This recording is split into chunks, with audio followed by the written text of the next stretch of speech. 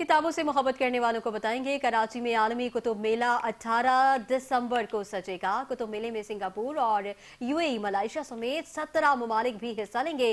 कुतुब मेले में 324 से ज्यादा स्टॉल्स लगेंगे। मजीद तफसीलात मंजर रिजवी की रिपोर्ट में जानेंगे। आलमी कुतुब मेला सजने को तैयार। 18 दिसंबर को इफ्तिताह किया जाएगा। Chairman Pakistan publisher and book seller association Kamran नूरानी ने प्रेस कॉन्फ्रेंस करते हुए बताया कि कराची के बाद हैदराबाद, लाड़काना समेत दीगर शहरों में भी कुतुब मेले मुनक्किद किए जाएंगे। हमें और भी, जैसे नेशनल बुक फाउंडेशन है, सिंध गवर्नमेंट ने भी कहा है कि हम आपसे कोऑपरेट करेंगे, आप हैदराबाद, लाड़काना में नुमाइश लगाएं। वो भी, उस पर भी काम चल रहा है। और साथ साथ एसोसिएशन बुक फेयर से हटके भी काम कर रहे हैं। कन्वीनियर वकार मतीन ने कहा कि तकरीब के मेहमान खुसूसी वजीर तालीम सिंध होंगे। हम हर बार मेले को बेहतर से बेहतर बनाने की कोशिश करते हैं। ओपनिंग सेरेमनी के जो चीफ गेस्ट हैं हमारे, वो एजुकेशन मिनिस्टर सरदार अली शाह साहब हैं।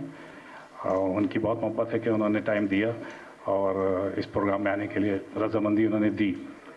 गेस्ट ऑफ ऑनर अभी हम आपको बताएंगे, शायद अनवर मकसूद साहब से हमारी बात हुई है, होपफुली वो आ जाएंगे।